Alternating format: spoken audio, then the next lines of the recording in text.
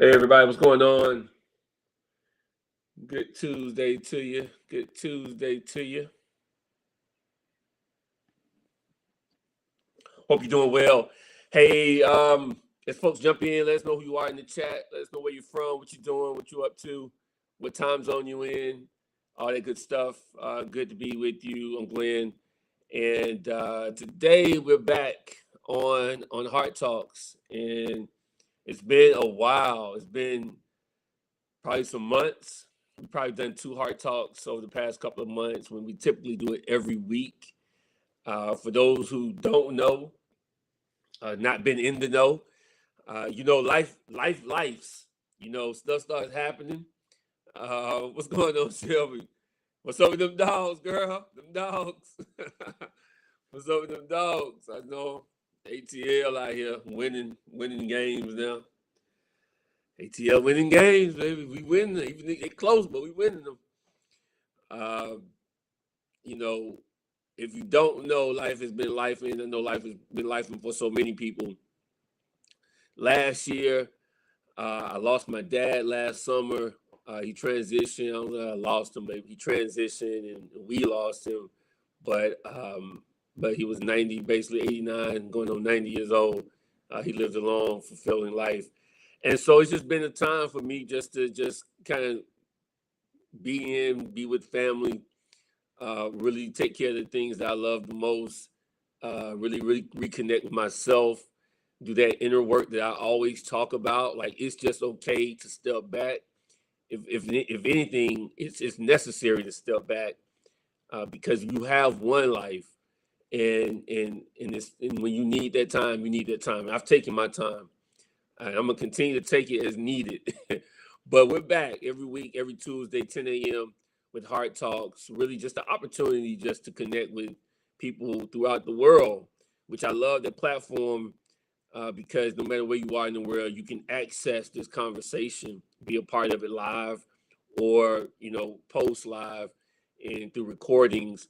And so, just a great opportunity to talk about heart work and all the things that we experience through life in hard work. And so today I wanted to really jump in and start us back off with a question that I receive all the time. Top five questions. You know, how do you lead with love? Like, how do you lead with love when people are driving you mad, crazy all the time? Like, that's what humans do. We drive each other like insane sometimes. And no matter whether you're at home or in the workplace, it's hard to lead folks because we are all different creatures in the sense of we have different feelings, different emotions, different sensibilities, different characteristics. All those things that are unique about us make us so amazing. But at the same time, it makes it crazy to sometimes try to lead someone. And a lot of that, you know, it takes time. We have a client right now we've been working with for now going on 3 years. It's an organization, big organization, around 1,300 people. They're amazing people. They do amazing work. And when we first started with them, I knew in my gut, I said, this is not a 1 month endeavor. But most of the times when we engage with organizations, it's a one time or maybe a couple times, but not 3 years.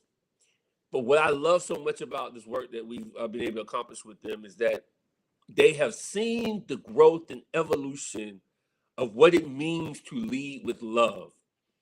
And just like when you build a family, when you maybe have, a spouse or some kids and they were babies, and then next thing you know, like my kids, now they're 10 and 9, and you're like, what in the world has happened?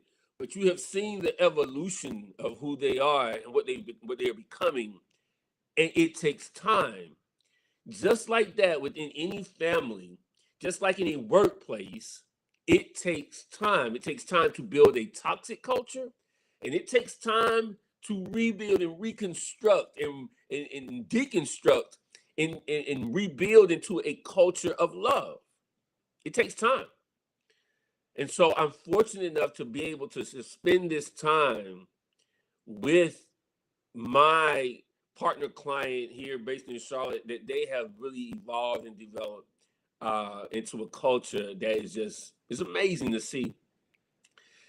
Shelby, yeah, you got a college freshman. You got a grown up over there. Yeah, you got a grown up over there. She's a grown up, but I know you raised her right. So I know she may be grown, but she ain't being grown. And she is, I'm pretty sure, an amazing human being, because you've always been an amazing human being, even back to high school. So you know when you know people from high school and they're still good people, you know you got some good people in the world and in your life. So look, I think to that effect, if we first just acknowledge that, hey, bad cultures, unhealthy cultures, or whatever, toxic cultures, it takes time to create them. It's going to take some time to create loving cultures. So today I want to really answer this question. So you want to lead with love. So you want to lead with love. That's one of the things I say to people. So people say, hey, man, we're interested in heart work. So I said, so you want to lead with love, huh? And we begin to have this conversation about what does it mean to lead with love. Let me tell you something. I just gave you this comparison about home and work, but I will tell you, leading with love for me started not at work. It did start at home. It started because I noticed that I had, we were having our first kid, and I said, my personality is not going to really connect with this baby. My personality was not a leading with love personality. Even though I love people and care about people, I led with like, listen, we're gonna get it done. We're gonna get it done quick. We're gonna get it done at a high level. We're gonna win big and go home and celebrate. And that sounds good, feels good, and maybe even works for you. But how well is it really working? I knew that I could not lead in that fashion with the baby. Babies don't care who you are, where you from, what you talking about. Babies only understand certain things. Feed me, change me, put me to sleep, rock me. Like they don't care about that other nonsense that we talk about because they're not mature enough to understand it. They only know what they know and they react in that way, right?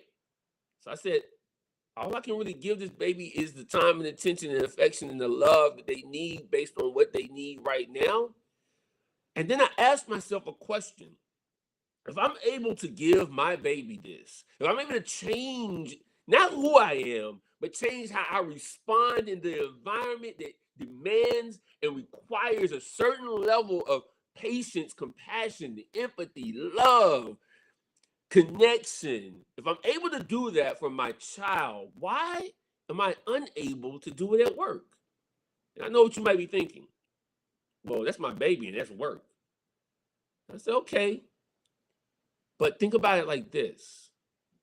Those people that work, those people are somebody's babies. I don't care how old they are. I don't care how seasoned and veteran they are. Those are somebody's babies, and those babies possibly have babies. They are human. They have emotions. They have feelings. They have lives. And the question I had to ask myself is, why can I give them what I'm giving my baby and my family at home? And I didn't have an answer. There's no need to try and delineate between, oh, that's work and that's home. The reality of it is what you do at home will come out at work. And if I could do this at home, I should be able to do it at work. And so we went down this path of leading with love. Today, I want to hit on three things. I talked to a lot of folks about the experience I had when I was at Target. Yes, Target. And I talk about a lot of things about Target, a lot of the lessons I learned and the things that we implemented and how we became a top third store in the company, top tier, right? Third of the company is 3 tiers, top, middle, and bottom. We were a top one. Top tier store in the company. I talk about how we did that, but I don't talk a lot about the successes because we were highly successful. I really talk about the process, right? There's success and there's process. And I just don't. I just want to go ahead and get this out of the way. We were highly successful, but success only came to us through the process. And so today I want to talk about 3 things.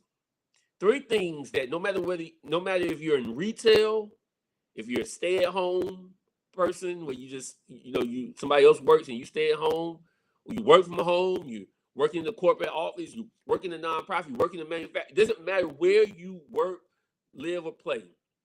These 3 things are going to help you begin to lead with love. The first one, I hope you got your pen and pencil because the first one is the most important one.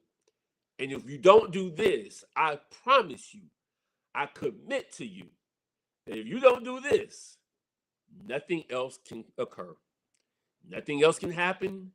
Nothing else will follow suit. You will be stuck. You ready? I want you to relax. I want you to relax. I'm going to say it again. I want you to relax. Relax. We have become very, very impatient. We have become very, very anxious. And aside for medical diagnoses, which I'm definitely empathetic to and understand, actually, aside from medical diagnoses, I want us to really take an account of how impatient and anxious we have become in life, period. The first thing I did when I entered into Target, because I had this crying baby that was, crying at nighttime, keeping us awake. Oh my God, I can, if you've ever had a baby in the house, a newborn, and they cry, listen, sleep deprivation is real and it's hard to relax. And I was going through it. Everybody was going through it. My wife was going through it. My family, we were going through it. Couldn't sleep. I had to get to a place where I had to learn how to relax. Everything wasn't, on a 10 alarm fire where it was just like going crazy and we were, no, everything wasn't that, even though it felt like that in the moment. I had to begin to understand what it meant to relax my mind, relax my emotions, relax my body, relax my spirit. And we can do that in various ways. Now, I'm a faith person. I'm very spiritual. I pray and meditate, right? That might not be yours. It might be yoga. It might be exercise. I also do yoga and exercise as well. But in that same vein, the question is, how do you relax? How do you relax when things feel highly pressured? How do you relax when you feel that you're up against the wall? How do you relax when things are coming at you left, right, up, down, you name it? It feels as though it all happens at once because honestly, stuff does kind of feel like in many cases does happen at once. But if we know how to relax ourselves, pause, be patient, get silent, then we can begin to process what is actually transpiring. Many moons ago, many Heart Talks ago, I brought up an author, Pema Chodron, who wrote a book, Welcoming the Unwelcome.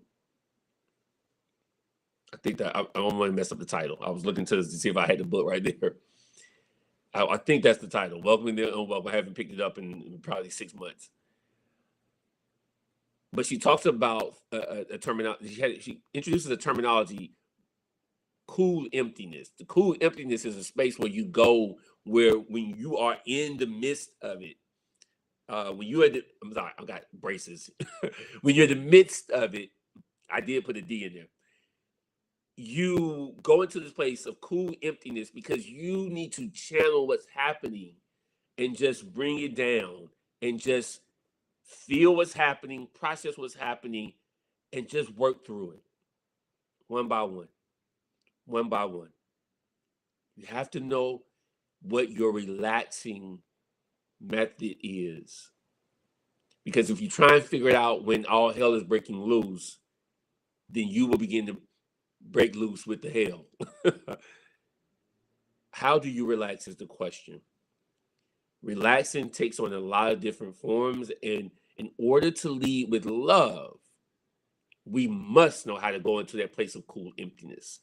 We must know how to go into a place where we are literally being able to take all of what's happening around us, problems with our team, team not showing up, team not following through, team calling out, life stuff happening with me, right? Whatever's going on in my world, all that stuff coming together and coming to a point of collision. And then you try and figure out how to relax at that moment. It doesn't work that way.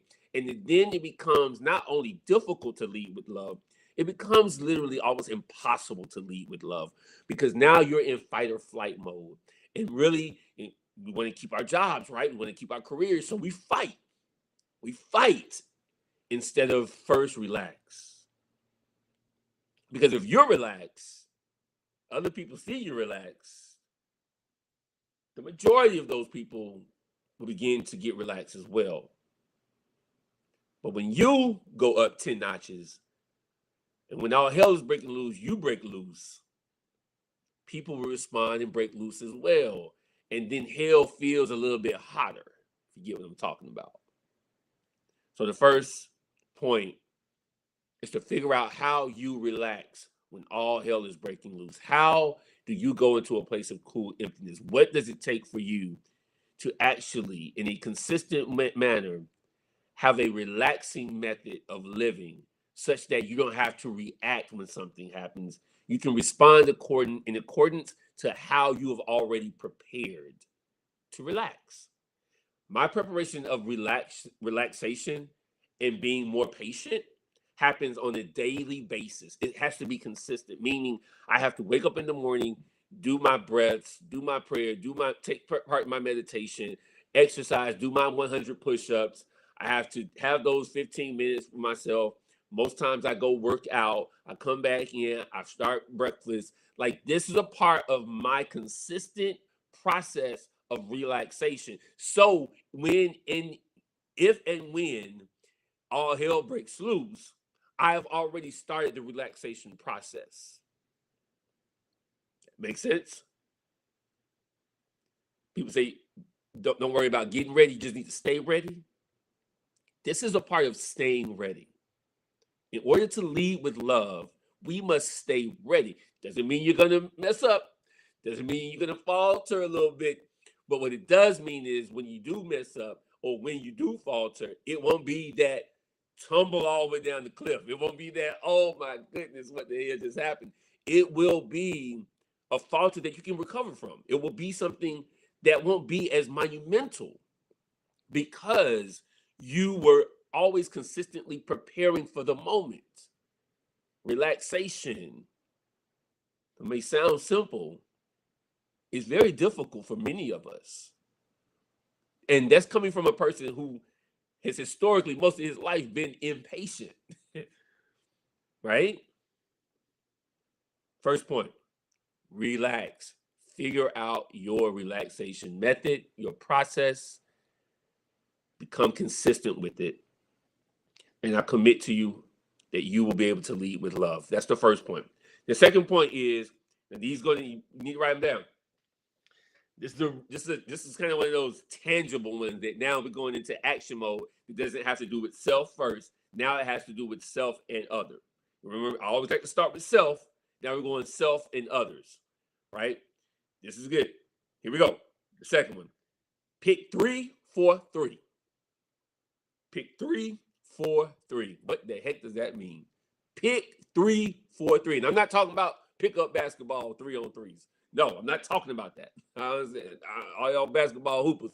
No, not that. Not pick up 3. Even though I do like pick up basketball. Pick 3 for 3. You need to figure out 3 things within your work environment or 3 things in your home environment, whatever you want to associate with this leading with love. 3 things, and you need to do it for 3 weeks.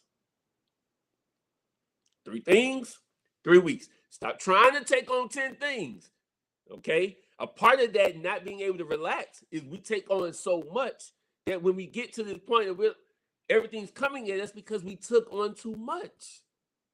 You're trying to save the world. I don't want you saving the world. I want you leading, and there's a difference. Leading is not saving the world. Leading is inspiring, equipping, and empowering enough people to where the world can be saved. That makes sense? Your job is to inspire, equip, and empower, not to save the world. There's only one of you. There's only one of you, and there's 100 of these people. I would rather you try to inspire, equip, and empower 100 people. That way we can get to saving the world. We can't get to saving the world when it's just you. I'm sorry, fam. I know you're special. I know you're unique. I know you're great. I know you're gifted. We just can't save the world with just one person. I'm just sorry. We need you to go with the numbers. You know how to say in Vegas? Let's play the numbers. Pick 3 for 3.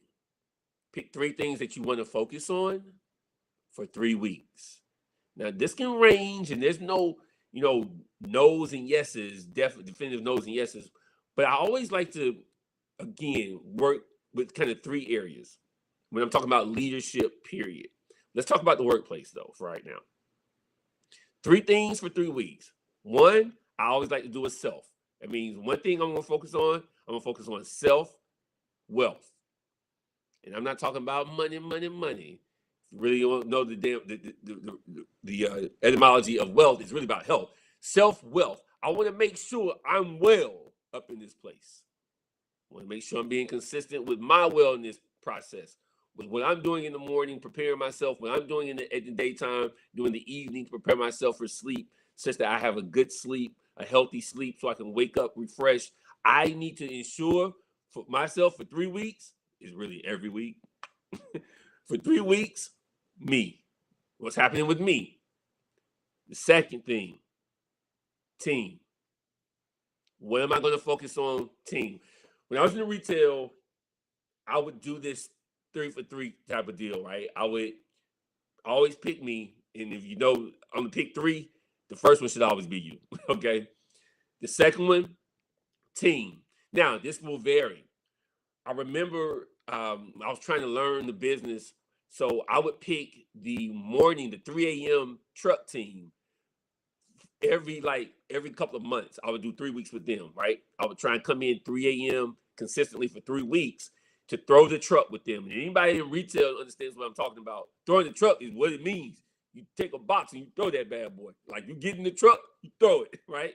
You get that box off the truck, you get it in the back room so you can get it to the floor. Literally, that's what it is. You throw the truck. I would throw the truck with them. A few reasons I would throw the truck with them, right? I would focus on team. One reason was it allowed me to demonstrate my commitment. You feeling me? You see, in 3 a.m., if you're a store leader in any organization or retail, therefore, you're not going to see the 3 a.m. team. Like ever. Because they leave before you get to work. Literally, you will never see the 3 a.m. team. For me, I needed to demonstrate my commitment because it was important for them to know who I was, know my work ethic, and know that I was willing to stretch my day in order to work with them. That was the commitment I needed to share with them together so we could get to know one another. I could know who was in charge of essentially filling our store. You got to understand, in retail, if you don't have product on the shelves, you can't sell it. And if you don't throw the truck correctly, that product does not find its way into the accurate space in the back room that can be pulled through the technology that we use in retail. Automatically, when somebody buys that product, it activates in the system to pull a new product or to order a product from distribution. If that product doesn't find its way from that truck to the shelf, the appropriate shelf, it messes up the system and we can't sell stuff.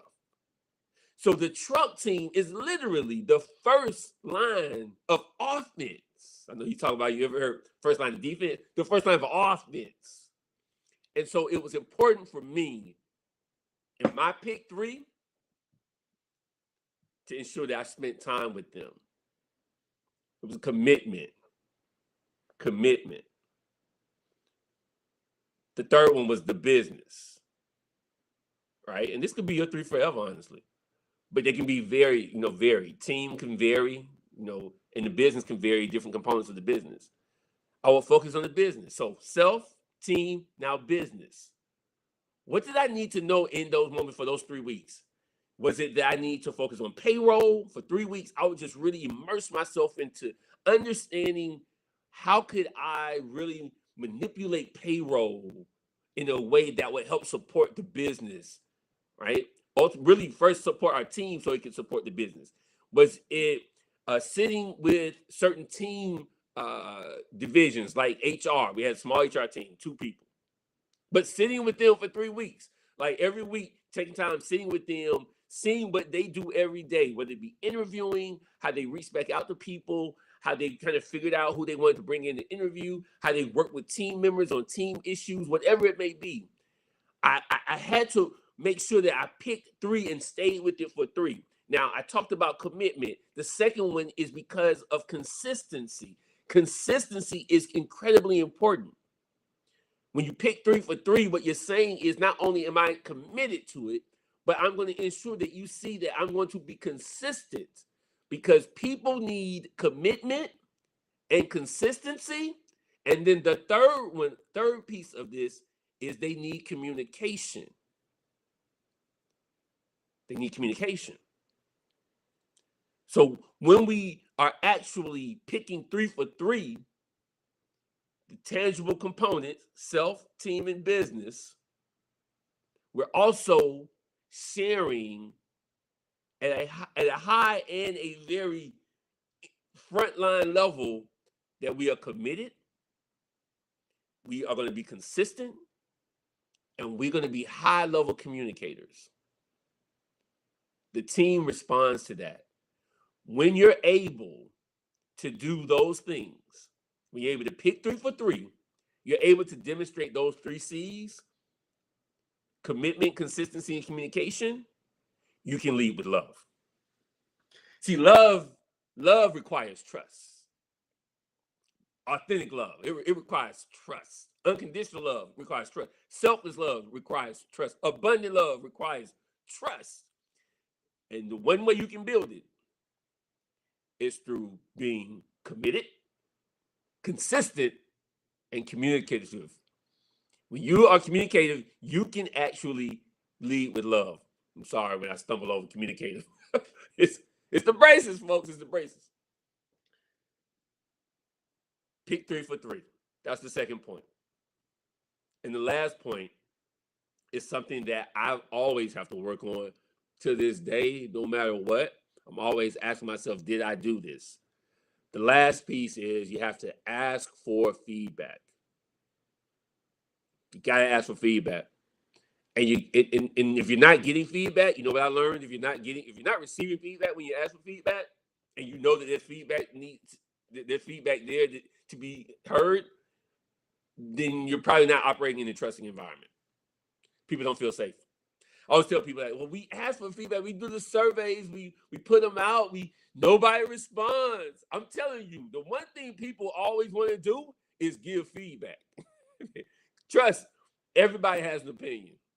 And maybe your surveys or maybe the way you're asking is not the manner in which connects with people. That could be it as well. But in my experience, when people aren't speaking, They're not safe. They don't feel safe. And they don't trust. And so no matter if it's anonymous or not, they're like, oh no, I don't trust them. I've heard people say it many times. I know it's anonymous, but I don't know about these folks, so I'm not going to even risk it. I'm not going to risk it. So ask for feedback. When you are able to get feedback from folks, when people feel safe, they feel trusting in an environment where they can trust, you can lead with love in that environment because you're able to respond in an authentic, genuine manner because people are sharing with you their true feelings. When we started getting feedback, when people would come to me and say, hey, Glenn, listen, I'm not sure about X. I think you should probably do Y. I think, I know I heard what you said in the huddle the other day. But I think we should go this direction. Just wanted to let you know how I felt about it. Or, this is difficult. Some folks are saying that, they don't think this or they don't feel this way and so forth and so on. Is it something you can talk about in the next huddle just to, give people a little bit more information? Listen, we know that research says you have to say something 6 or 7 times for people to actually really hear it. So sometimes it's not about, you being,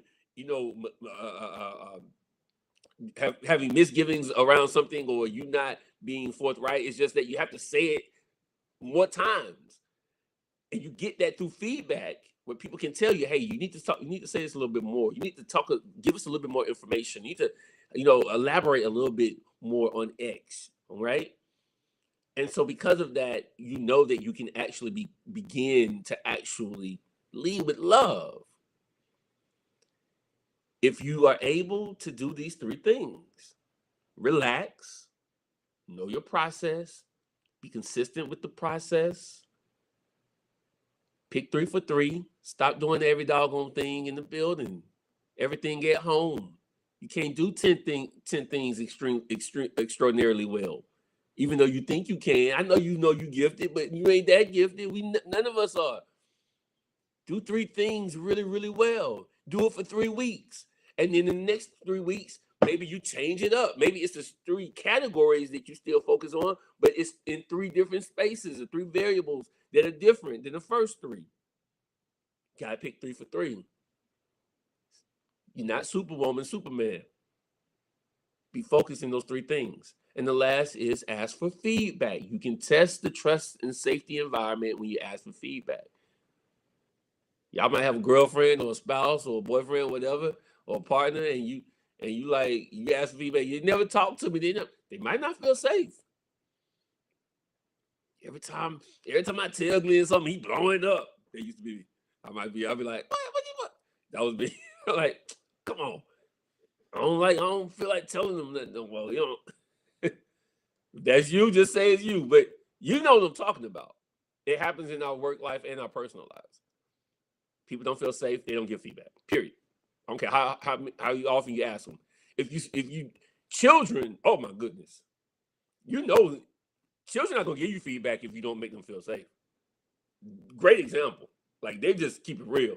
Like, I ain't telling you nothing, man. Last time I told you something, you blew off the handle. Why would I tell you something now? Ask for feedback and you will be able to gauge whether or not you have nurtured a safe and trusting environment. And if you have not nurtured a safe and trusting environment, then you got some work to do before you can lead with love. Now, those are the 3 pieces. What does it mean if you can get through those 3 pieces? What does it mean to lead with love at this point? Right? If you can relax, if you can pick your 3 for 3, and you can ask for feedback, now you can lead with love. And leading with love, LEAD is the acronym. It means that you can listen, you can engage, you can adapt, you can deliver with love. Now you can lead with love. You just can't activate leading with love. It just don't work that way. But when you activate those 3 pieces in the beginning, those 3 key pieces, now you can lead with love. The acronym is LISTEN. Now you can listen with love, right? Because you did the first 3 things. Now you got this already in queue. Now you can listen with love, right? Because you relax, you pick your 3 for 3, and you ask for feedback, and you live in a safe and trusted environment. Now you can listen. You can listen with love now. You can engage with love now, right? Because people They're down right here. They're not all high and raising hell. They're right here with you. Now you can engage with love. Now you can adapt with love. Because sometimes as a leader, you're going to have to flip it up, right? Change it up, change it around. And it's not going to feel great for everybody. But if you already built in consistency, commitment, communication, right? And you have a relaxed space in your spirit and people know this and they feel trusting and safe that they can come talk to you, give you feedback, you can adapt with love.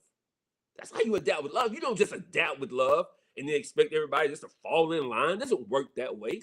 Come on, you know what I'm talking about.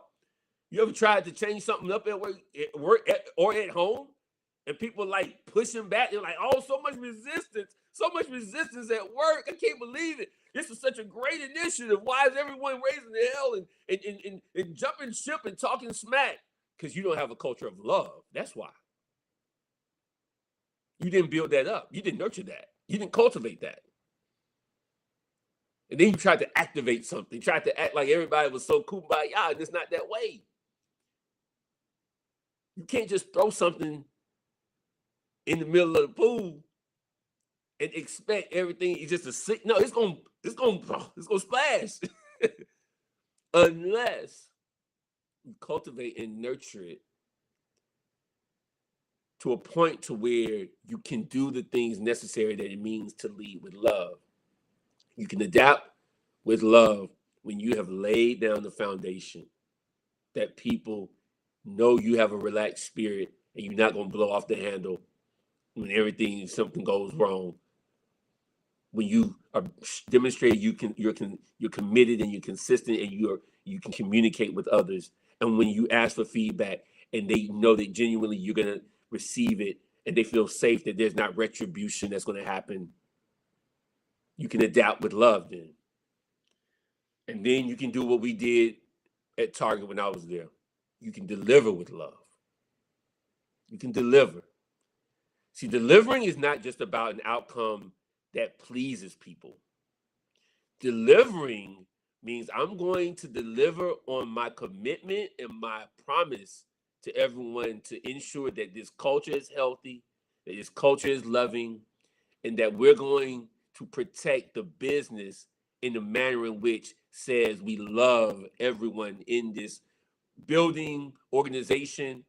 And because we do, even through having to fire people, even through having to have behavioral adjustments and actions happen, those types of experiences must be done with love.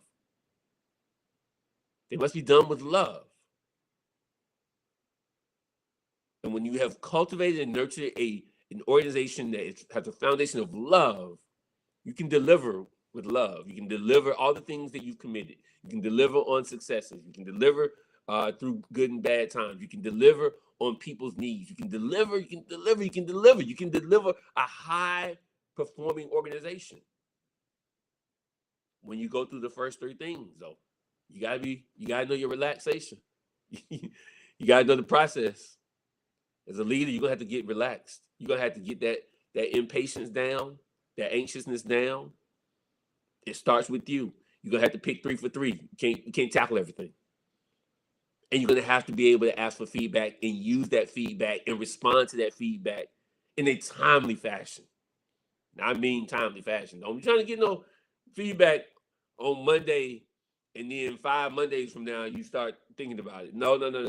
You get the feedback on Monday. You need to be operating in a sense of working through that on Wednesday. Like what we gonna do? Timely. That's it. So you want to lead with love? This is what we have to do. Get through the relaxation process. Understand what it is. Get that anxiety down. Being anxious, getting that down. Getting that impatience down. Understanding the process, what it means to build up a relaxed state, so I can exist in that relaxed state. We got to pick 3 for 3. You got to stop biting off more than you can chew. You are not the super person that people want to tell you to be. I don't care how gifted and talented you are. No, we are not that. We need structure. We need discipline. Pick 3 for 3 and go hard in it for 3 weeks. Go hard for another 3 for the next 3 weeks, so forth and so on. and then ask for the feedback and use it in a timely fashion. Stop thinking that your stuff don't stink. Your stuff stinks too. You're human. Ask for the feedback, use it. What it does, it builds trust. When people say something, listen. It builds trust. You don't have to do everything everyone asks you to do, but listen and at least demonstrate to people that you are listening and you're receiving it and that you acknowledge that it has merit. And if it doesn't have merit, ask more questions, because everything someone tells you as a leader has merit in their eyes, not in yours, but in theirs it does. So if it doesn't technically have merit, honestly, then you need to go deeper. Ask more questions. Why do they feel the way that they feel, regardless if it has merit to you or not? Either way, it's meaningful and valuable information. And if they trust you, they'll tell you. That's the answer to the test. That's the way we begin to lead with love. That's the way you don't have to struggle when times get rocky. You don't have to struggle when people start trying to jump ship. Why people jump? People don't jump ship from places where they feel safe and where they feel loved. They don't jump ship. If they do leave, they tell you they're leaving and they tell you why they're leaving. Listening, engaging, adapting, and delivering with love does not begin with you just deciding you want to do it. And that's why when people ask us to come work with them, I ask them what kind of ride do they want to be on. Because if you want a short ride, I'm gonna tell you something. It's not gonna work like that. It doesn't work that way. But if you're willing to commit to a longer experience, doing the work, challenging yourself, doing the inner work first, then doing the teamwork, then doing the business work, so that you can get to leading with love, I can tell you, you're going to have a higher probability of success. That's what it means to lead with love. That's it. I know, right? That's a lot. No, it's not a lot. It's not a lot. Listen, we are committed to serving 1 million hearts starting today. Today's the first day. We are committed to serving 1 million hearts on September 19, 2023. 1 million hearts, because I will tell you, I'm a person about numbers. I know that each person can touch 6 people. Those 6 people then individually can touch another 6 people, and so forth and so on and so on and so on. And I am committed to us being reconnected with our hearts. I know this is a highly technology advanced world, and we have advanced beyond what we probably ever would have imagined, and we're still getting there, right? But there is nothing that will replace your heart. There is nothing that will replace your heart. You literally, and I mean this with sincere compassion and empathy, you can be laying in a hospital bed, brain dead, and your heart's still pumping, and you're alive. But your brain could be functioning when your heart stops. You are no longer here. I am committed to, as long as we are here, as long as I am here, that we touch every single heart in this world, every single heart that is born, such that we never lose the connection that we have to this world. Our hearts are connected to one another. That's why this is called heart work. This is heart work between you and I. This is heart work between you and your spouse, heart work between you and your friends, heart work between you and the team members at your job, heart work between you and your supervisor. It's heart work between you and the stranger at the grocery store. Heart work when you in traffic and people going crazy and driving crazy and cussing each other out. This is heart work. It ain't hard work. Now you can dispel that notion. This is heart work. So join us back every Tuesday, 10 a.m. Eastern, for another Heart Talk. I love you. Take care of yourself. Take care of everyone around you. See you soon.